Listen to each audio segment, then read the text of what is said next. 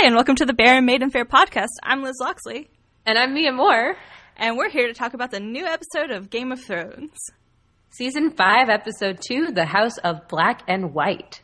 So first we're going to start off with what we messed up last week. So every time we record an episode, which has been twice now, we kind of, after we make it, we're like, oh, we kind of made some mistakes here, or like we said the wrong word here.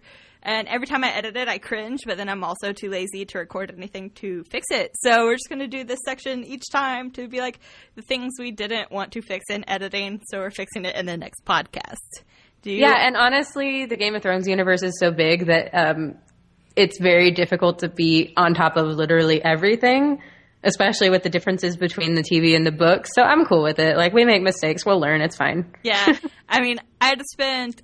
It was only like 5 minutes, but it was a solid 5 minutes of looking up names for this week's episode. Just because I had no idea what their names were. I'm like, I know your face. I'm vaguely aware of your storyline. Anyways, the first mistake, I'm going to call. I said, it's cool that the new Dario is brown, and it's not true. He is, like, Danish, which doesn't mean he couldn't be a person of color, but whenever you look at other pictures of him, not in, like, his Game of Thrones getup, he definitely looks hella white. And that's my bad. I think he just looks brown compared to Dany because I was like, oh, is he not? And I looked at it and I was like, oh, he's not. Yeah. And then we spent a long time trying to figure out whether or not Dario Naharis was or was not from a white part of Essos. And we spent a lot of time trying to figure out the difference between Essos and other continents. Because what is it? Is it called Earth? Like, what is the planet? Because I always refer to it as Westeros, but that's the other continent. Like, I'm so confused. Wasn't it, like, announced that it is on Earth? Like, wasn't that a thing before we were into Game of Thrones? Oh, my God, no, stop making statements we have to correct next episode. Well, it's fine. I'm saying it with, like, a whole bunch of modifiers. So I'm like, wasn't it maybe an article that I possibly read before we were possibly into Game of Thrones? I feel like it's Earth with weird seasons. Look, on the planet, like, we were trying to figure out if in the books Dario Naharis was supposed to be brown, because I always had the impression that he was a person of color. But then we looked up his descriptors and we couldn't tell. And then we spent a lot of time talking about the Martells. And basically, long story short, Dario in the show is white, and that's all we know. Yes. My bad. Sorry, guys. And sorry I went along with it. I was just like, yeah, that makes sense. Totes cool. And so the next one is about Lancel Lannister, in which we were both wrong and both right. So ultimately, it's good. We both win. Yeah. So as it turns out, Lancel Lannister is both the person that Cersei used to sleep with and as well as Robert Baratheon's... I was about to say slut, but that's the wrong word. Squire or Squire, yes. Assistant? Yeah. I meant Squire. It's just like S-word. Oh, nope, not slut. He's slut. Yeah. I thought he was a different person because his hair used to be long, which makes sense because he chopped it off for his new religious thing. But I also thought that he used to be blonde, and I looked it up, and it was just the lighting in that scene. So basically, he was the person that me and Liz thought, but we didn't realize we were basically on the same page. Yeah, we were just, fighting for funds. Yeah, that's great. All right. So let's get into the second episode. All right, so first, the episode starts off in Bravos with Arya on a boat. Favorite's about to get off a boat. I loved this. This is probably one of my favorite opening scenes. Like, I think Game of Thrones does opening scenes really well, but since we haven't been to Bravos and we've only heard about it, I thought they captured, like, the immensity and scale of Bravos so beautifully with that giant statue, and it just zooms out and you're like, whoa, Bravos is huge and pretty. I will say we have been to Bravos once before, last season with Stannis, whenever he went to the Iron Bank of Bravos and he ran into Mycroft from Sherlock. I can't remember the guy's name in it, but I totally forgot that scene happened. Yeah, they kind of did it, but it was Stannis. Obviously, neither of us cared, and both of us just wrote it off. We're like, whatever. But yeah, this was much better because they really showed like how beautiful Bravos is, like how it's like rich in fruits and veg and people and culture, and like it's built pretty. Oh my God, I'm so tired. It has beautiful buildings. Well, and also I don't think they did any like sweeping landscape scenes of Bravos, right? Like he just went to the bank. Yeah, I think they just showed the statue for a slight bit and then went straight to the bank. But it was beautiful, and I love how much water there is everywhere. Like, now it makes sense that Arya learned water dancing from a Bravosi man. Like, that's a good water point. is their life. And then I sometimes hate and sometimes love how clearly they make the symbolism, because they clearly show her looking at, like, beautiful fresh melons and the city that's lively, and then drives further off from the city to the stupid house where there's a storm over it, but not over the rest of Bravos. Well, and there's literally one door that's black and one door that's white. Like, that's why it's called the House of Black and White. And that pisses me off for some reason. Like, I think it's just way too literal. And I'm hoping that they reveal why it's like that, because I was just like, okay. Oh, it 100% does. Like, I know that. Like, but it is annoying. It's one of those things that's like, fantasy, really? You're going to do that again? Yeah. You're going to do this to me? You're going to play me like that? So Arya knocks on the door, and she's like, Valar Morghulis, and the guy looks at her like she's an idiot, and she's like, I'm looking for Jake and Hagar, and he looks at her like, oh, no one by that name, which, like, spoilers for later in the episode, but she should have realized it was him. He changed his faces. She knows this. No, she doesn't. She doesn't? No, we didn't know that originally. We got spoiled on that because that's something I have in my notes for the later scene. That we got spoiled because we looked up Jaqen Hagar and that we learned that he was a face shifter. And so, like, because I was like, and it was Jaqen, to no one's surprise. I'm like, actually, it might have been to someone's surprise because I forgot that we did that. Oh, because I was just like, God, this is so obvious. Arya, you're an idiot. I'm pretty sure that the sign, like the coin, is a faceless man, and that's what that means. Huh. Like, I could be wrong, and I could be doing spoilers. I don't know. But it's just something that's in my brain that I think that the coin is supposed to be the symbol of the faceless men. I'm assuming there's multiple, and it's not just the no-name Jaqen Hagar. Anyways, so there's that. And then, do we not see him change his face earlier in the show? No, I'm pretty sure he just does that. I'm pretty sure that we got spoiled on him somewhere. No, okay, I'm looking up the wiki now. He turns his face away from Arya, and when he turns back, his face has changed. And he says that Jaqen Hagar is dead. Is that at the very end whenever he goes away? Like, yes, when he gives her the coin and says, go to a Bravos man and say Valar Morghulis. Yeah, I can see that, but also Arya's probably like, I've been through some shit. I don't remember that. I don't know. That seems like a pretty big thing to remember. So that's why I was like, he's a face shifter. But to be fair, this was a long time ago. Yeah. And also she was a wee babe, and now she's a crazy person. I was going to say a grown-ass woman, but that's not true. She's just gone crazy. So that's fine. Anyways, so the next scene, we're off the beaten path, I guess. It's not on the King's Road, so I didn't know where else to write. Oh, wait, hold on. I had one more thing about the last scene. Oh, okay. So she says, please let me in. I have nowhere to go. And he says, you have everywhere else to go. And I was like, is that some foreshadowing? Oh, yeah. No, there's a lot of that because there's another thing in the latter scene at the House in Black and White where it's like, just a whole bunch of shit about no one. They keep repeating the same word over and over and over again this season. And I don't know if they did it in previous seasons, and I just didn't notice because I wasn't watching the episodes twice, but like it definitely happens multiple times in both episodes that we've seen so far. So now we're on the beaten path. We're hanging out with Brienne and Podrick, and they go to a place, and they're like, man, it sure is busy here. Lots of horses. Food's got to be good. But what they don't know is it's Littlefinger and Sansa's gang, and then they see them, and it's crazy. Things happen. So first we see Bran and Podrick, and they talk about boring stuff because who cares, right? And then they show Littlefinger and Sansa so they can introduce that they're both in the same building before putting the two couples together. Ew, that sounds so gross. Yeah, ew. Anyways, I would just like to mention that the scroll is already coming into play that I mentioned. I was like, oh, she saw that scroll. It's going to come up later. And so I was like, she mentioned it. She mentioned it. I knew it. I knew it was important. I knew it wasn't just a quick thing. I also feel like her voice has gotten lower this season. Like, I don't know if that's a conscious decision, but to me it made her seem more mature, like she's all grave about the game being played. Yeah, I kind of felt the same way. I felt like she was trying to act more adult than she is, like she knows what's going on and then doesn't necessarily because she doesn't feel really in control. Like last episode she kind of felt like she's at least slightly in control of her own destiny, but right now she definitely doesn't. Yeah, I think she's playing a game too. Like I think she's trying to act like she feels like she is. Yeah, I get that. But yeah. I think that's her method of doing it, or one of them is to like sound more mature. Yeah. Which is, I mean, she's playing the Game of Thrones as good as she can, and you gotta respect a girl dude, for she's that. Doing great. She's still here. Like, everyone who hates on Sansa, I'm like, dude, she's still here. Like, you wouldn't have made it out of Joffrey's clutches. Like, you're fine. Oh, hell no. Heck no. I would have died quickly. Yeah. I am way too obstinate to survive in that kind of society. I'm much more of an Arya being like, excuse you, I'll stab you. Yeah, and Arya's only alive through, like, sheer luck and occasionally murder, but, like, a lot of it is luck. Yeah. So then Brienne pledged her loyalty to Sansa because she has all these weird loyal honor things about her. And Sansa's like, nah, I'm good. You've obviously not done great at protecting everyone else in your life because you're here She now. also says that, like, she was like, oh, I saw you at the wedding. You bowed to Joffrey. And I'm like... So did you. Had to. Yeah. Like, you were and that's betrothed to him. Yeah. It's just like...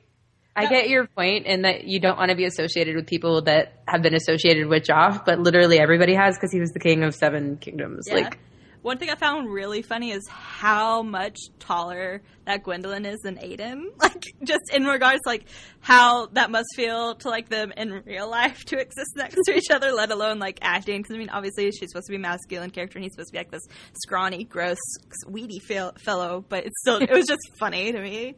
And no, then, the proportions are great. I think they exaggerate them for the show, too. Like, I think she's definitely wearing, like, stuff in her boots or whatever to make her taller. Probably. And I love that. And, like, you know, camera angles. We all know I love a tall woman, though. Just the thing. I love her so much. I'm like, that's the one reason I'm excited for Star Wars. Anyways, that's a different thing. The next thing is that I didn't notice, I couldn't tell what he was talking about the first time, but when Littlefinger says that, oh, it looks like someone's paid a lot for your loyalty now, it's because he notices that she's wearing Lannister armor and has a Lannister sword. And I didn't recognize that the first time because I just wasn't thinking about that. But I was like, who paid for it? Oh, Jaime. Yeah. Jaime paid for it. Of course. And then, oh, did you have anything else before we get to Podrick messing everything up? Kind of. Because I was like, and then she pisses, like, it gets weird because she pisses off and Littlefinger's like, oh no, someone knows Sansa's with me. And then murder fest. I'm like, what's going on? Well, because he was like, okay, I'll get going then. And Littlefinger's like, no, why don't you stay? And she's like, all right, no, because you're going to kill me eventually. And that's not what I'm down for. And then, so Podrick went and got some horses and they, like, flee, but Podrick fucks everything up. And I have this written, I would totally watch a show about Podrick messing things up. Like, literally just the whole show is like, Podrick and Brienne, the sitcom. Like, they are so funny together. My notes for it is, Pod lost his goddamn horse and Brienne is a boss bitch, with hashtag in front of it. To be fair, I think horses are kind of hard to control, especially because I don't think it was his horse. No. Right? But, like, still, that was hilarious. And Brienne saved his life. And also, I was originally watching it live on HBO, but my computer, my internet broke because my TV's done on internet. Anyways, my internet broke right as she stabbed the dude in the neck, and I was like, no! You can't stop there. I was so mad. Anything else you have to say about this before we move on to King's Landing?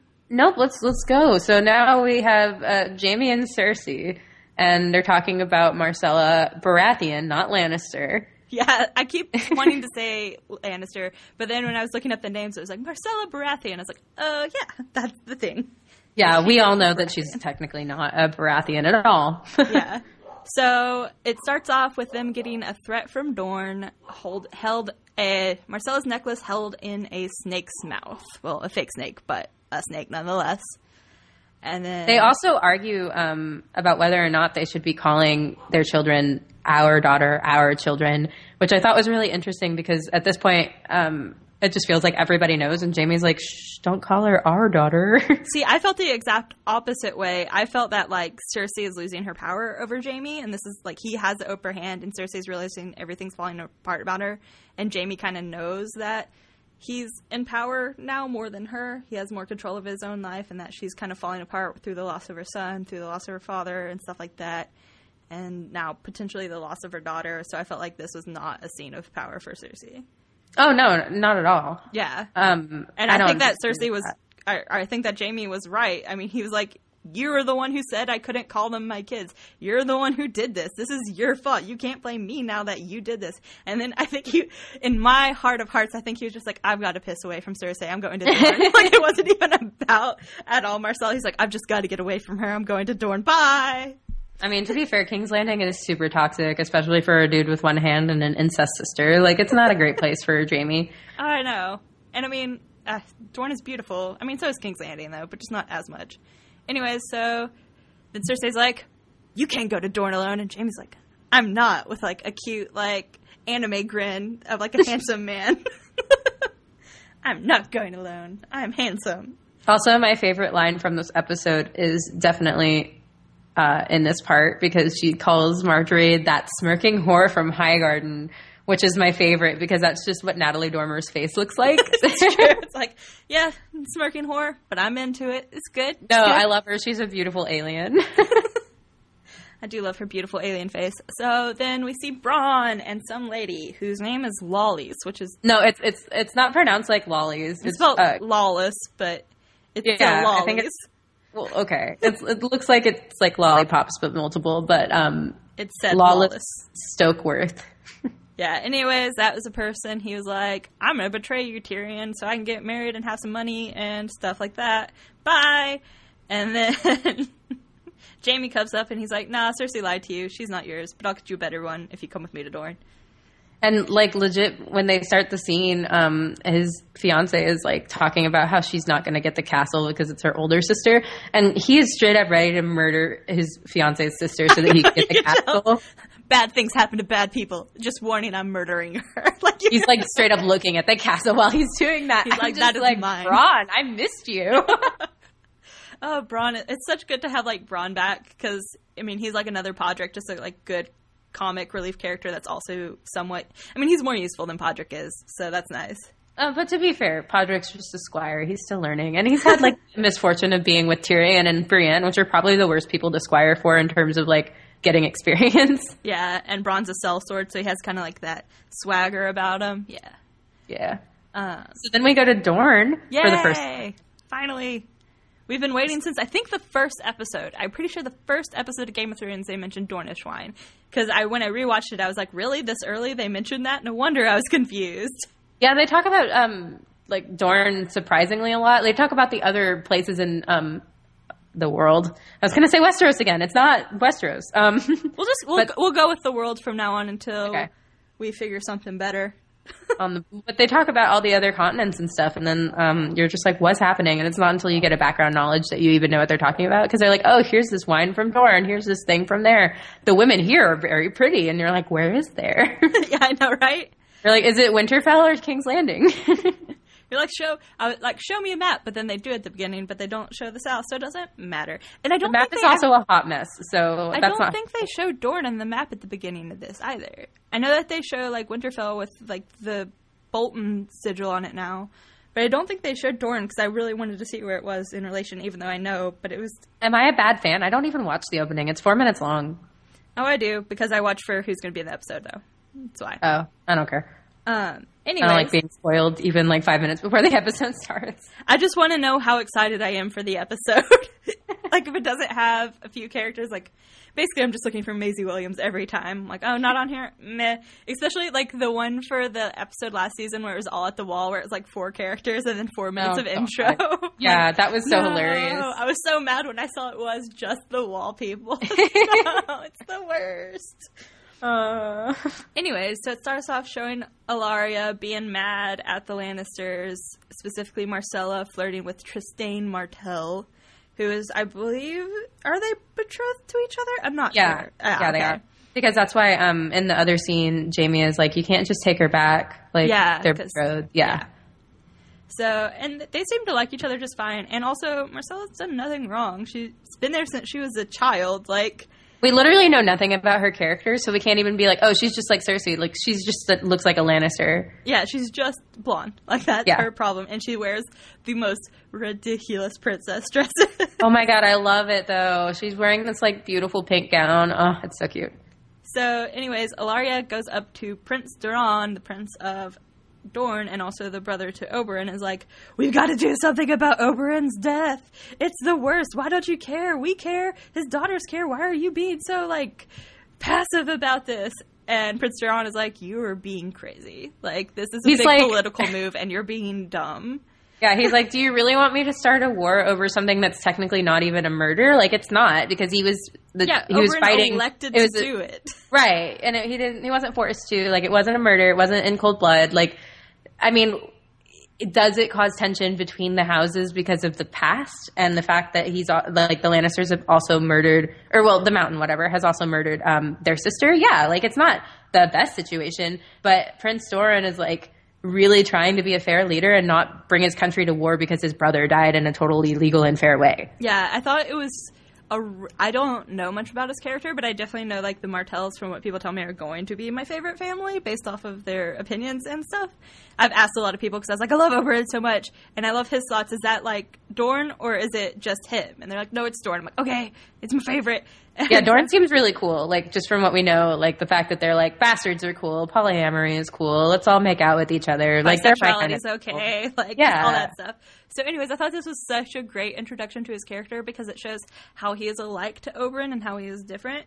Because Ilaria mentions that she would like to send Cersei Marcella one piece by cutting off his fingers, and he repeats what Oberyn had said last season, that we do not mutilate little girls for revenge, and which I noted, Dorne seems really stuck on that, and it's probably related to the sister murder, or something that's going to come up later that we don't know about. Oh, yeah. Well, it does seem like cutting people into pieces is just a common theme in Game of Thrones, though, so that doesn't surprise me. Yeah, but they do definitely seem like... But it could be because their sister was murdered for revenge, so that they're like, no, we don't do that as a family. That is wrong. You are wrong. And I also like how he's like, I respect you and I will always love you for making my brother happy, but no, you can't be like this. It was such a good introduction to, like, oh, God, I hope he's sane so much. I want him to be the character he was there because I loved that so much. Yeah, it was really good. I also noticed that this was the first time that the Sand Snakes are mentioned, and I only know who they are even because of all the casting hubbub. Yeah. Because like I said in the last episode, I haven't read past where we were last season in the books. So I'm really excited to meet them because I think they're going to be sassy. Ilaria mentions that they agree with her and they think there should be some kind of vengeance. Yeah. So I'm interested to see that conflict build. And also, I want to say I appreciate the fashion of Dorne so much. It seems to be the only place where women are kind of, it's okay to be a little like less traditionally feminine, because I noticed that Ilaria has like really cute short hair and it's all sassy and she's like all naked and like, I don't know. I also it seems think more practical for the weather that they dress. Well, that there. too. Yeah, because I know that like that's also why Marjorie gets away with being like sluttier, is because she's further in the south, as opposed to like Sansa, who always has to wear these like giant gross coats because she's from the north. Well, but then also the men's clothing even is more frilly and nice. Yeah, I really like it. I think I just love how much story the show does through clothing and through like style choices, and I just noticed that, and I thought it was amazing. Yeah, I thought also, this is weird, but like Prince Doran, like the way the outfit fit him made him look really thin, but really like kind of sexy. It's just weird to say, but like it's not weird. He was sexy, wasn't he? The way it fit his body, I was like, ooh, I'm like, you're so good. I love Game of Thrones so much. Not enough boy butt in this episode, but that's okay. Rude. How dare they? Oh, that's interesting. I just Googled him to make sure that I was right in him being sexy, and number one, I was. But a lot of the fan art, what? It's important so that I clarify. A lot of the fan art seems to be him with white hair, so it looks like he might have a very different description in the books than in the show. Not surprised, but I like this one, so yeah, it's good. I'll take him. So now we are in Marine, and shit's going down in Marine. Yeah, so it starts off with Dario and Grey Worm going to find any member of the Sons of the Harpy, I believe, just trying to find someone to get the secrets from the Sons of the Harpy. And they have the most boring Game of Thrones type conversation. If you can't tell, it annoys me when they try to be like super highfalutin and they're not. So they talk about fear and how you need fear, and if you don't have fear, then you forget how to do this. I'm just like, oh, shut up, Dario. You're such a I was douche. real annoyed with this conversation. I found myself tuning out both times I watched the episode. Like, because he's just like basically, I hate any conversation that's basically like everything that you know is wrong and my way is better. It's such a like masculine thing to do in Game of Thrones too. And it was just like he was supposed to be like all slick and be like, ooh, look, I found him in the wall. I'm just like, oh gosh, shut up. Also, how did he even know he was in the wall? Like, that's such a random place to hide. I definitely thought he was going to stab under a bed or something. I just thought that was so random, and I don't know. The scene was, it wasn't my favorite. It was definitely supposed to show, like, where Grey Worm, like, power struggles, and Yeah, I guess we don't care about that. I hated everything about this scene so much. It was so annoying because they do good politics meeting, which is slightly better. Yeah, I mean, the council meeting was good if you had paid attention to every single character who had been in the council meeting, whose names... Actually, I only knew Sir Barristan's name, I believe, out of people on the council meeting, so it's really hard to have, like, any compassion for anyone on it, and you're supposed to, because you're supposed to know the political arrangements, because it's supposed to be, like, telling you the history of Marine, but you just don't know who they are. So, like, there's Dany, there's Sir Barristan, which is her advisor, and then there's a guy who used to be a slave before Dany freed the slaves, and then there's a guy who used to be a master before the slave thing, right? So, whenever Grey Worm came to free Marine, Mossador was the first one to pick up the blades and tell all the other slaves. So Mossador was the one who first started the riots against the masters. So you have Mossador, and he's on there because he's representing the prior slaves. Then you have Hizdar Zolarak, which I do not know how to say because I don't think they've said it in the show, and if they have, I completely erased it from my brain. So, and he's like, I'm from a rich family, so this is my part. And then there's Sir Barristan, and then there's Grey Worm, and Missandei is there. She's a handmaiden. She's just like, Dany, do you need some wine? Like, and so all of them are representing very clear viewpoints that Dany is supposed to be choosing from. Does she choose to lead those poorer people and go with Mossador? Does she choose to be more fair with the local culture and listen to Hizdar? Or is she supposed to be a Westerosian leader and go with Barristan? Like, it was such a choose your path kind of adventure thing there. I think it is interesting that she has all those people on her council, and I think that's probably smart as a political leader. I do think that the show doesn't focus on it enough. Yeah, so where you know that that's what's happening. Because the only reason I knew that is because I listened to Cast of Kings, which is another Game of Thrones podcast. But you should listen to ours. Yeah, or both. They have completely different things to talk about than we do. Yeah. But that, like, really helped me because they were like, oh, yeah, that's the former slave, that's the former master, right? And I was like, oh, yeah, like, I did not get that. I did not even know who these people were. So I feel like if the show had focused on it more, then that scene might have been more powerful for more people. It was annoying because they just were, like, immediately members of our council, and because, like, the things I've talked about that I care about Game of Thrones is the politics and, like, how they take people from different backgrounds and put it together. That's much more annoying to me that they wouldn't explain it, and so I spent the effort and time to figure it out, but it was still annoying for me. Anyways, so the idea is Mossador is very passionate that they kill the guy because he wants them enslaved again, and they worked so hard to not be enslaved, and that he talks about how, like, all the rumors among the slaves about how the masters paid them to keep the slaves in check, and then the master dude is like, I don't know anything about that. And then just Sir Barristan was like, fair trial, fair trial, fair trial. And they also talk about how like, this particular person shouldn't be, like, I think this was the master who said this. He's like, this person shouldn't be held liable because it's obviously, like, richer people doing it that are just paying this guy. Like, he's not the problem. He's not gonna, like, killing him's not gonna solve anything. Yeah. Yeah, and so then Dany's, like, torn in 5 different directions, doesn't know what to do, what's gonna happen. And so she breaks up everyone, but Barristan's like, can I please talk to you alone, Miss Dany? And she's like, fine. So Barristan's like, let's talk about the Mad King, which she refers to as, do not remind me of my enemy's lies. But then Barristan's like, they aren't really lies. Your father went mad. And this very, very specific quote was completely talking about the future when he says, the efforts to stamp out dissent led to a rebellion that killed all the Targaryens but 2. Hint, later, her efforts to stamp out dissent led to rebellion. Tip, tip. I was like, oh, I see what you did there. Yeah. But I did appreciate that scene, though, because, like, I've always wondered how Dany's background determines her rule. Yeah. And, like, is she going to take those lessons from her father and from her crazy brother and, like, learn to not be like that? I mean, I don't think it's, like, in her blood that she's going to also go mad, but, like, it's I think it's difficult to break away from that, but know the correct amount of control to have over your people. I don't know. I do think she's in a really tricky situation, and I feel for her because I would not know what to do. And I also like that Barristan finally got some useful role as what he's supposed to play, which is, you know, like the person from Westeros now that Jorah is gone. Because he got rid of Jorah. We haven't gotten to know him much except for when he got rid of Jorah. I don't even remember when he joined on. I just remember he was there, and I'm like, cool, another old white dude. Yeah, I know. And, like, I barely remember his story, but, like, he was the one cast out from King's Landing a long time ago for being old. You remember when Cersei was like, hey, you've been the head of the whatever Jaime Lannister is. You've been the head of the Kingsguard. Yeah, you've been the head of the Kingsguard, but you're old, so go away. So he went away and became Dany's right hand. Oh, I didn't know that was the same person. Yeah. So, like... He was like, I'll just betray the crown. It's whatever. Yeah, well, fuck you guys. You're all terrible. I'm going to go to the Targaryens then. So anyways, the true queen. She decides on a fair trial due to Barristan's persuasion.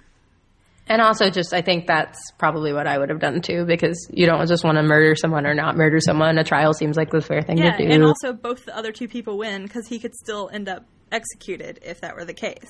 And I think they would feel better about it if it, even if it wasn't the decision that they wanted, I think because it was a fair trial, they would feel better about it. So I'm like, go, Dany, you made a good decision. I feel like we're being super American right now, being like, that's how the American justice system works, so that's the one I feel is right. I wonder how trained we are for that. Anyway, so now we're on the road to Volantis, and it's Varys and Tyrion talking in a box. As usual, Tyrion's in a lot of boxes, I guess, both metaphorical and physical. Sorry, that was terrible. This is another one of those scenes that definitely felt like it was way too purposeful. I don't know, I feel like this season is definitely, crossing the lines between being too obvious what they're doing and then doing amazing at it. Yeah. Because the scenes that they have done it right have been beautiful, amazing, and crafty, and then sometimes they're just very obviously talking about what they mean. So, this one was... I actually really liked this one, though, because I do think Tyrion needs a wake-up call that's very obvious. So... I still don't think he's woken up yet. No, but I appreciate the, really frank talk instead of all these, dumb metaphors and bullshit, you know? Yeah. I do like how bitchy Varys is being about it. I have the quote, "Are we going to spend the whole road to Volantis talking about the futility of everything?" Which I feel like is something someone should probably say to me and you sometimes when we get in really dour conversations about how, things are worthless. We're just are we really going to spend this whole time talking about this? And then they talk about their power struggle. But I do like how they both talk about how much they kind of almost adore being in that world, and that they thrive being even in that world even though they hate it, and that world hates them. They're still crave it and want it and love it, and I feel like that's really good character development for both of them. I also never we all know that Varys is a eunuch, but to me I never realized that was as much of a social outcast thing as it is, because it's not something that's visible. So I just never really was he equates him and Tyrion as having the same kind of issues in that respect, both being outsiders and both being weird and deformed or something. And I was like, oh, I guess you are. So that was really eye-opening too, because now I see how they can relate to each other, and I'm really loving their relationship that's developing. Yeah, I don't think they've ever gone it, because I know that it's supposed to be being a eunuch is terrible and awful and the worst, but they don't really spend a lot of time in the show talking about it, other than sometimes occasionally referring to him as the eunuch. Yeah. So there's that. But other than that, they don't talk about it much. And that's a good point. Because I didn't even, I forgot he was a eunuch till you mentioned it right now. It's just not something that ever crosses my mind. Because I just think of him as asexual rather than a eunuch, which is different. But it's still in my brain just computed to each other. No, but that's what I do too. I'm just he's by himself. That's his thing. He's a loner. He works. He's an independent agent. That's exactly basically how I feel, because that's kind of the person I am. So I'm just spend time alone. There's nothing wrong with that. You don't have to have your genitals cut off to be that way.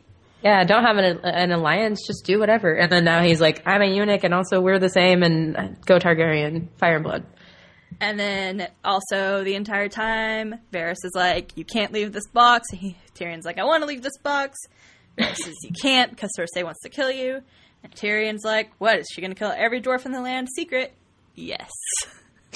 Yeah, I loved this scene transition. They immediately go to a dwarf's head, just the head, on Cersei's desk, and she's no, different dwarf. It's so funny, and also kind of gory and gross at the same time. It's my favorite two things combined. Yeah, I like that, and I like how she's I don't want to dissuade the hunters. She's there's no punishment, mistakes will be made. I feel that was such a good Cersei scene. Oh yeah, she's oh, I don't care if other dwarves die. I have a vengeance. This is very personal, and this is going to go well for me in the future by making personal decisions in my politics.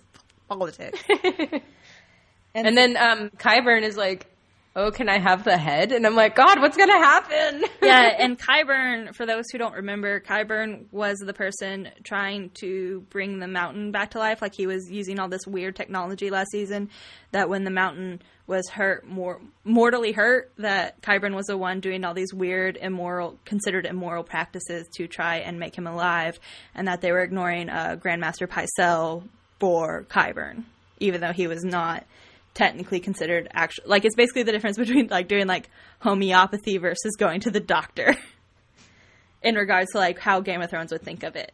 Like, this is real and this is magic. Both of them are fake. Like, because the maesters are just like, put leeches on it, it'll be fine. Yeah, let's put some maggots in the wound. But those are actually like leeches. We still use leeches in hospitals. Like, they're still they're still a valid medical thing. I don't know why I thought they were not real. Yeah, no, that's like, it's still used in 2015 leeches, which is surprising to most people, but secret, I'm really into weird medical stuff. That's why I know that. I always ask you my weird medical questions. So what's he going to do with the head? Ooh, voodoo. He's going to sew it to the mountain, and it's going to be a 2-headed monster. Oh my God, no. That's what dreams are made of in Liz's world. Okay. Ew. So then Cersei... Cersei's hanging out with... Is it the small council? Like, who are these people and why are they all in one room together? They're the King's Council, yeah. Okay, because it's also Uncle Lannister is there. I don't remember his name. Kevin. Okay. Kevin, really? It's just Kevin? Kevin with an A instead of an I. Oh, God. George R. R. Martin, why? Okay, so I can barely spell English at all. Like, I have the worst spelling, and Mia has to, like, constantly correct it when we make notes for our other podcasts. But... she wants to correct my notes for Game of Thrones, but I always get all the weird spellings right for Game of Thrones, like Kevin and Marine, and she's like, how do you know this but not English?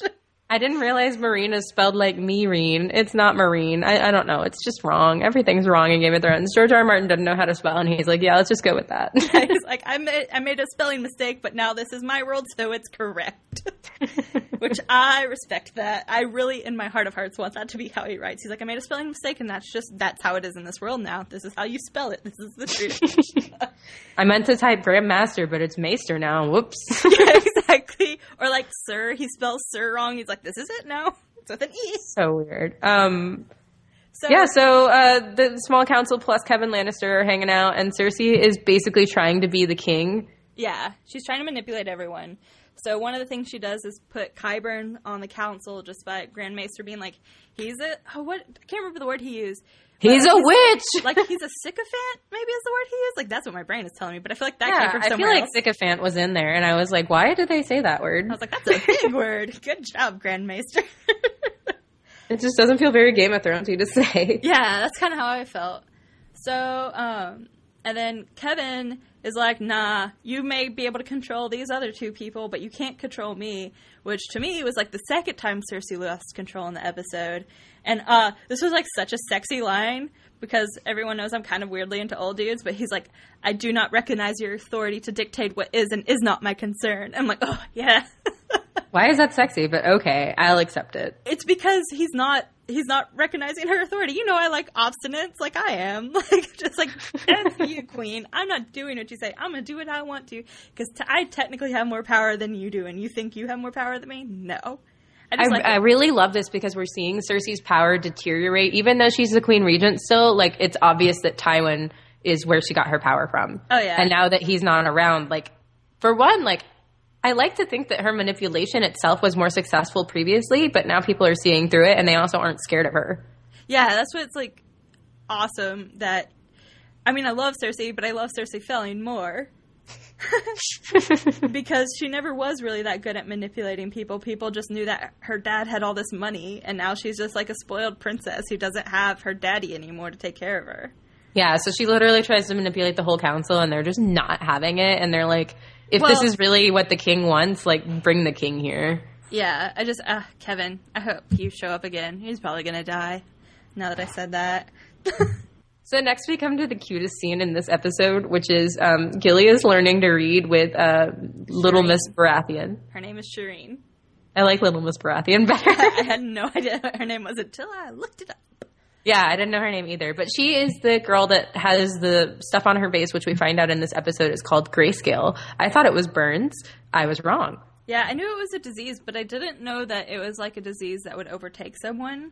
I thought it was just like a genetic defect that she had and not actually like a proper disease. Yeah, I thought it was either like a birth scar. What do you call those? Birthmark. Or like a burn scar or something. So it turns out grayscale is a thing. Gilly's sisters have had it, and they basically turned into animals and had to be put down.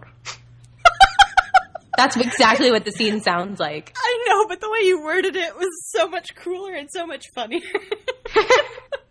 Yeah, no, it's like a super sad story about grayscale, so you get to learn the history of it and why Shireen is kind of like cast off as a nobody or whatever you might call it. No, she's in like... Well, no, they had the Rapunzel treatment. She's in their tower. Yeah. And then Celsi, which is her mom, and Baratheon, Stannis Baratheon's... Selise. Yeah. Selce? I don't know. That's what it looks like. The Y and the S are in a totally different spot. Meh. Again, I'm like George R. R. Martin. Make a mistake and go with it. This is Baratheon walks in. This is Baratheon, the other wife, the homely wife. And that's not my words. That is their words. That she is supposed to be the homely one, and the Red Witch is supposed to be the beautiful one who takes Stannis, and she's okay with it because she's bringing her husband power. Anyways... Selise, look, I got it right. I was so proud of myself there. Anyways, Selise is like, stay away from that wildling. And you're not that smart, Shireen. Not as smart as you think you are. And it's just Shireen's like, her name's Gilly. She's just a person, showing that children always have the most humanity in Game of Thrones. But then Selise is basically like, you don't know anything. This is the Game of Thrones. Dun, dun, dun. That'd have been so amazing if she just said that this is the Game of Thrones and then walked out dramatically. This was actually one of my favorite scenes of The Wall, by the way, just because it wasn't about like gross male power politics. And there was also like it was really cute, and she's like S, and she's like it's like an animal, you know it, snake. It's so cute. And then it also reminds you of when the Onion Knight was learning to read, and that was one of the most tolerable like things in regards to Stannis stories is the Onion Knight learning to read. My favorite thing is how I had no idea who that was while that whole scene was happening. Like that whole part of that show, I was just like, there's some girl teaching some guy to read. It's okay. It's on the second time I learned who Davos was. Yeah. I wish I would talk about Davos so much more, because Davos is so much more interesting than Stannis, and I feel like it would make those scenes more tolerable. He actually does make the Stannis story way more interesting in the books, too, because some of the stuff is from his perspective, and he's very interesting, and he used to be a smuggler, which is why he's called the Onion Knight, and he doesn't have fingers, and it's like a really interesting thing. Yeah, and they completely ignore him, even though he's the point of view character for Stannis. It's annoying. The worst. So now we're getting to Stannis and Jon Snow, and this becomes boring again. Unfortunately. So it starts off with Stannis receiving a note from a Mormont girl who I believe is Lyness Mormont. Yes. Yeah. She, to recap, in the first season, Dany is like, Jorah, were you married? And he was like, yeah. And then she left me for another man. This is his ex-wife. So her I think her new name, like, she's not a Mormont technically anymore. She's a Hightower is her last name. But they're talking about her Mormont as being a Mormont from the north, so that's why they say a Mormont. Yeah, like they refer to her as that, but like technically she's not a Mormont. And then she's like talking about how she's loyal to Robb Stark still, even though Robb Stark is no longer with us, and that Jon Snow, I really did enjoy this where he's like, Northerners are like the free folk loyal to their own, showing kind of like how Jon Stark is starting to become not a wildling, but having like a whole bunch of respect for wildlings. I thought you called him Jon Snark. I might have. I'll go with it. I think you did, and then you said Stark, and that's still not right because he's Jon Snow. Oh, I'm looking at my notes in the future where it says Jon Stark, Lord of Winterfell. Basically, Stannis is like, oh, well, she needs to bow to me, not the king in the north, whoever that may be. And John's like, he's like, Jon, come to my side and like help me get the people in the north on my side. And he's like, I have no power. I'm a Snow. I'm a bastard. And he says, I will make you Lord of Winterfell. You would be Jon Stark, not Jon Snow. Yeah, and I already apparently immediately accepted that his name was Jon Stark. Like, I was like, okay, that's fine. I didn't let the show tell me that was what's happening. Well, isn't that so mean? Like, he knows that lots of his family members are dead, but he would be taking away the leadership from Sansa, who it's technically hers now, or even Bran. Bran's. No, Bran's not older than Sansa, though. Yeah, but he's a boy. Oh, man, I forgot about that. Yep, it's Brands, and Brands, we don't know Brands live, and then Rickon would be next, who I forgot about until like 2 days ago. Yeah, he still exists. But John doesn't know the status of a lot of them, so I guess I can forgive him for that. But he says, no, I don't want to be the Lord. I am pledged to the Night's Watch. Which, can I just say how hilarious it is that he keeps saying that? Because he definitely has already broken his vows a couple times. Like, many times. But he takes it so seriously. And I get that when he broke his vows, especially when he was sleeping with Ygritte, he wasn't sure that he would come back to the Night's Watch, and he had to, like, blend in and everything. But still, like, you can't be like, oh, I take my vows so seriously when you've already broken them. Yeah, and also, like, I don't know. But then again, the cost of abandonment is execution, so that would still be abandonment, which is the worst thing you can do to break or whatever. So I get it. But the fact, like, it doesn't make sense that he considered it for a second, but then was like, nah, he should have just immediately been like, no. Anyway, so then it shows them all at the voting for the new head of the Night's Watch, and he's telling Samwell about how Stannis offered this to him, but he's going to say no. And then they talk about all the people going for the fucking position. Wow, you look so annoyed. I could not care less. This whole scene was pretty boring because it's more of that stuff we don't care about. And also, it was very drawn out for a scene where you already know the outcome. Yeah. Because we already know that Jon Snow is not going to accept the offer to be made Lord of Winterfell. He already told us that. They're showing Samwell, like, being anxious way too much for you not to know exactly what's going to happen. Like, because they kept... Very... I don't know. I felt like it was just kind of shoving it in your face. So basically what happens in this scene is Jon Snow gets elected the new leader of the Night's Watch, which anyone could have seen coming. It's a little better than that. Like, I'll give it more than that, because Samwell was a boss-ass bitch. Like, I'll give him that, because he's being anxious, and we all know Samwell to kind of be, like, reserved and things of that nature. And so he completely, like, obliterates the guy who is for Alistair Thorne by being, like, with the women and the children. And that was a really, like, it was very clever, it was very funny, and Samwell doesn't in a puddle of his own making. Yeah, like, it was very good, and he talked good about Jon, and it was, like, one of the few times, like, I like when Samwell gets to be, like, who Samwell truly is, who is brave and kind and things like that. Yeah, that saved the scene in terms of, like, it not being totally written off for me, but, like, I just felt like it was very dragged out for what it needed to happen. Like, I think that part should have been there, but I think the rest of it was trying to be suspenseful for something where you already know the outcome. Yeah, that's kind of how it felt. Like, and also, like, this is the first time Kit Harington's really tried to act. Like, there's lots of emotions at Kit Harington's face in this scene, and I didn't even notice. They weren't quite, like, they were incongruous, which is kind of what made the scene hard to watch, is because they didn't really fit with what was going on, because he was acting, like, frustrated that Samwell was doing that, which I'm sure is what was supposed to happen, but you could just, because you're not used to Jon Snow making those kinds of faces, it felt wrong, because Kit Harington has Kristen Stewart disease, which there's nothing wrong with. Like, that's a perfectly fine acting style to have, like, a very dull face that doesn't do much. It's fine. It doesn't really work for Jon Snow, and it definitely didn't work when he was trying to act here. And so what happens is there's a tie between Alistair and Jon, and so Master Aemon was like, I'm gonna vote Jon. And so we didn't even realize what was happening. I was just like, why is the blind guy reading them? And then I figured out he was filling out which one was the which one was the triangle and which one was the circle the second time watching. So that was really annoying too, because he was like, oh, it appears to be a tie. And I'm like, well, what are they going to do now? And he hadn't even voted yet. And I was like, well, they didn't explain that. Like, yeah, it was just, it wasn't, it could have been, I think where you just feel like we were kind of betrayed, because that scene could have been so much better, because it's so important. It's but like, especially because they were setting up for it last episode with like Jon Snow kind of winning loyalty over probably both the Wildlings and the Night's Watch. Like, it just seems like he's going to be the person to unite both of them, and like they're building toward it, and I get what they're doing, but the scene I felt like was just not interesting. Yeah, it felt like, because they're working really hard to make Jon interesting, because they realize they messed up in regards to, like, because Jon's character is essentially supposed to be everything Ned Stark thought he was. Jon is supposed to be, like, charismatic, Jon is a very good leader, Jon is good at honor, Jon is good at this, and, like, in the book he's like a boy wonder, but in the show he's kind of just like a grumpy old teenager. And so they have done, like, a really good job at making him more, like, interesting character, but at the same time, not good enough. And so I think that because they've done all this work, like the last episode with, the last episode where he killed the guy with the arrow. Oh my god, my brain broke. Mance Rayder.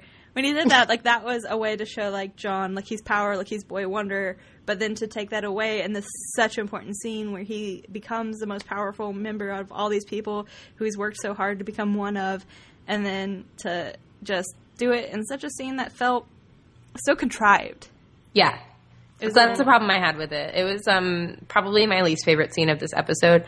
And that's not super surprising because it's at the wall, and generally we don't like episodes at the wall.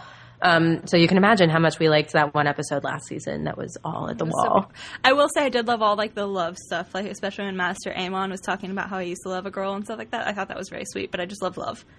So now we're back in Bravos with Arya, and she murders a bird again.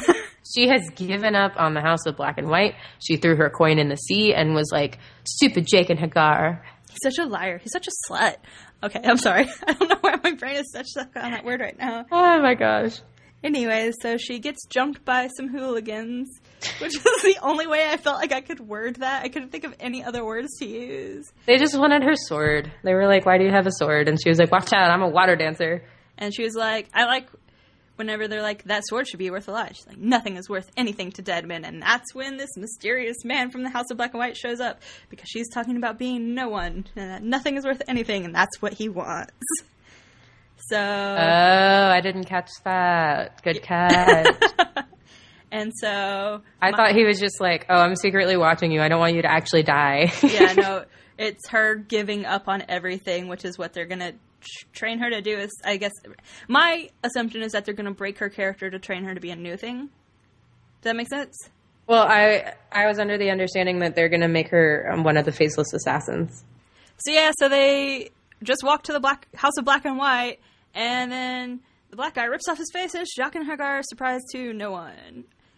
Or at least to us. Yeah, I was like, yeah, duh, of course it was. And then again, like I said, I don't think a lot of people would have remembered, weren't they so invested in the show like we are, which is why I'm like constantly worried about like, oh God, are we spoiling this? Do we know too much? So, and then also my notes are also Jaqen is no one and Arya is training to be no one. Like that's literally what the scene is like, I am no one and you've got to be too. Yeah. He says, who are you? No one. And that is who you must become. I was like, okay, cool. Whatever. I'm excited. You should be excited. It means Arya's going to murder more people. You love when Arya murders people. Well, I know that. Like, I'm really excited for Arya's storyline because I actually know vaguely of an idea of what happens. Like, a very vague idea, but I accidentally got spoiled on something for it. So, I'm excited about it, but I'm not excited about the girl has to be no one kind of. It's just that language I don't particularly like that they've been using in this, the like repeating stuff where you're going to be no one, I'm no one, this is no one, nothing, no one's worth anything, become he nothing. Just refers to himself as a man and her as a girl, and I do kind of hate that. He's just like, a girl must learn, and I'm like, oh God, you're not. It just feels so like Alan Moore, like, I don't know, teenager-y to me. Like, it feels very like it's trying to be deeper than it is. Yeah, like it feels like, it feels try-hard to me, and it annoys me. I think maybe I'm just in a mood lately. I feel like I'd probably like this more if I wasn't in a mood about teenagers, maybe? I don't know. Anyway, so we're back in Marine, and Massador murders the Harpy. He straight up says to Danny's like, you weren't supposed to murder this guy. He was awaiting a fair trial, and he's like, you wanted to do it. Your hands were tied. I did it for you. Love me. I did a good thing. And also, the Harpy says whenever Massador comes to murder him, he says, she will never be your mother, but you keep calling her Misa and stuff like that, which is interesting because all of them are like, Misa, whenever she's going to put Massador on trial for murdering the Harpy who did not get to have his fair trial. I don't think he's on trial. I think she went out to do a public execution. See, I thought it was more of like, because she lets him have, like, some say. But it's also, I think, to put in place of the guy who is... I mean, the Harpy was going to get murdered. Like, everyone knows that's how Danny rules anyways. She rules with a sword. But, like, I don't think she was like, oh, I'm going to give him a trial. I think she was like, I have to do this publicly as a show of power.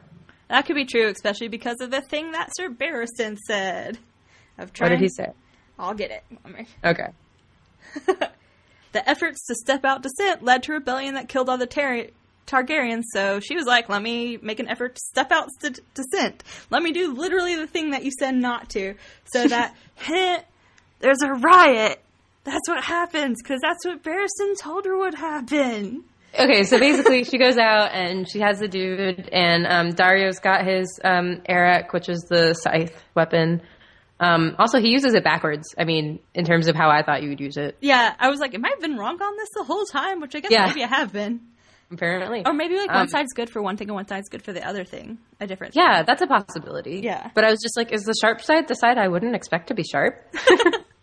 But so he's like there, and he's got basically his weapon against the guy's throat, and he's like kneeling, and Danny's like, this is what he did. I'm gonna kill him because of his treason, essentially. And the entire crowd is like, mercy, mercy, come on, Mom, don't do this.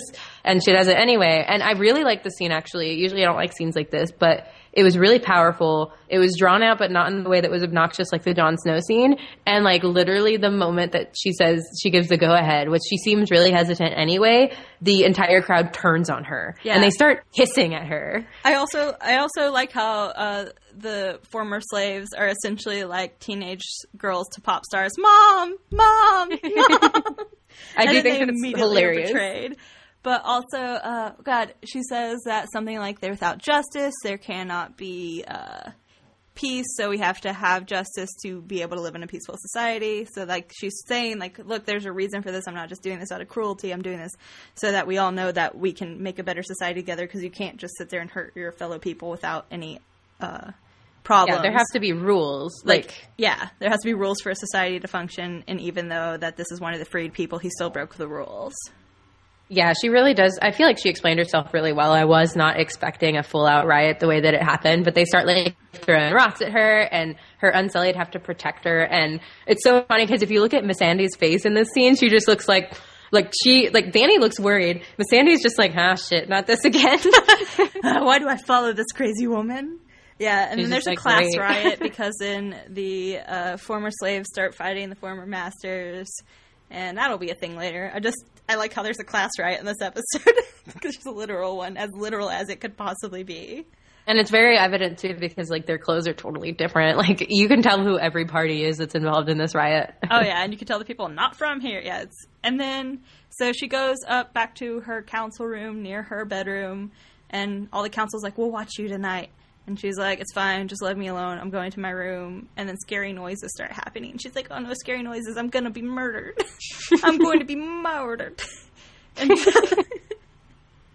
she goes outside to figure out what the murder sounds are, which is the smartest thing you can do in a murder situation. It's like, I hear scary noises. I'm going to go find them. Which apparently, horror films do not exist in Westeros or Essos. We're going to keep doing it anyways. Wait, are we in Essos? Is that where we are? Well, I think Marina's in Essos. Okay, sure. I'm going to go with it. I'm like 90% positive. Okay. But still not a whole bunch of confidence there. Still 10% of hesitance. Anyways, so it is on Essos. I just looked it up. What? I'm right? It is Essos. Yeah, you're right. I'm pretty sure there's only 2 continents, so that's kind of my assumption. And anyways, so it was Drogon, and literally I screamed out, like, in person, I was like, I know it's motherfucking Drogon. Like, I completely out loud, which is bad because my mom was home and my mom was just showing. I'm like, oh, I spoiled the ending for her. But as it turns out, she had no idea why that scene was important. She was like, oh, there was another dragon, it disappeared. When did that happen? Well, it's interesting because I'm actually playing the Game of Thrones game, and in the game, spoiler warning, in the 3rd episode, you see Drogon, and he's, like, hanging out in a cave outside of Marine. So I was like, ooh, I wonder if we're going to see him this season. So the only reason he was in my brain. Yeah, that might have been why I thought of him, too, because we just saw where he was hiding in the Game of Thrones game that we've been playing. And it actually lines up time-wise pretty closely to this right now where we're at. Yeah. In the game. It's really interesting. I love how they're doing it, but that's for a different podcast, probably. Yeah. Anyways, so Mia, what's your overall episode rating? I thought this one was really strong, possibly better than the opening episode, if only because things start happening. Yeah. Yeah, so I'd rate it a pretty solid 4 dragons out of 5, I guess. I don't know.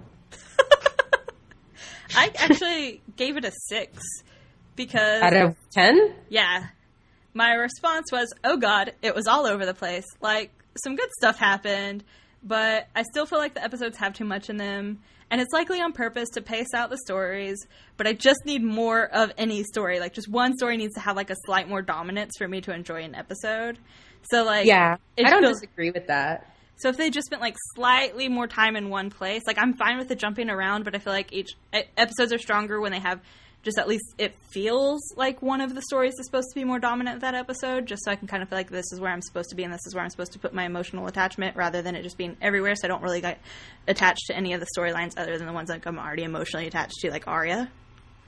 So, like, it would help if all the stories were building except for one is where, like, a major thing happens. Yeah. Right? Is what you're saying? Yeah, I get that, but, like, I think for the format of Game of Thrones it did well, and I also now understand their decision to wait for the Braavos plot until the second episode. Yeah. Like, I appreciate that they gave it the space that it deserved. I do think some of the scenes were a little long, especially the one with Jon Snow. Yeah. It felt like, I don't know, I just like when they have a more dominant story. It doesn't even have to have, like, that important things have happened, just to have, like, a slightly more dominant story. So who is the real MVP of this episode? I actually listed 4 people because I was hoping I could decide by the time I got here. So I'm going to read all 4 that I put, and then I'm just going to choose randomly. Okay. So the 4 I put was Jamie, Prince Duran, Samwell, and Kevin. All of them kind of did the exact same thing, as they all took power away from someone who already had power. But I'm going to go with Prince Duran just because it was a really good introduction to a new character, and I really enjoyed it. It made me real excited to be in Dorne this season. I also said Prince Duran, but I will change my answer. Oh God, who? We can both have the same. Okay, well then I agree. And then what was the best outfit of the episode? I kind of already said this, but I really loved the Dornish outfits, especially Ilaria had a great outfit this episode. So I actually had this in my original notes that I wrote down because I loved the outfit so much when it happened. And so in my notes for best outfit, it says, Jamie, hubba hubba. Oh my God. Whenever he was with Bronn, he had that, like, new, like, belted shirt with, like, it was, like, leather and tight, and just, it was a new outfit for Jamie. And I've never found Jamie attractive before, but he's starting to get gray and older. And I'm just like, you look yummy now. I felt gross how attracted I was to him in that outfit. So Jamie, I really like the Dornish stuff. I like that they wear, like, bikinis and really interesting cuts, and the designs are something we haven't seen in the rest of the show so far. So, I don't know. All the fabrics are really interesting. And yeah. They're good, but they're not sexy like Jamie's. So God, you're so gross. Why are you always into the weird characters? Or like, the Hound. Yeah, I'm broken on the inside. It's fine. Well, that is it for episode 2, The House of Black and White. Thank you for listening. We have new episodes on every Wednesday following an episode of Game of Thrones. Subscribe on iTunes and leave a review if you like us. And you can like us on Facebook. We got a new Facebook. It's facebook.com/BAMF pod. You can also send us questions, comments, and concerns to BAMFpod@gmail.com. And you can follow the show on Twitter @BAMFpod. You can also follow your host on Twitter. I'm @ExoMiaMoore. And I'm @Liz Loxley. All this information and additional information is also at lilomimo.com/BAMF. So if you want to click on the links to get to our social profiles, they'll all be there, as well as our donate button, because podcasting costs money. Thanks for listening. And Valar Morghulis. Oh. Valar don't hire us, okay? There we go. Okay, we didn't plan that. Just FYI. Success. As good success as we can get. Oh, God.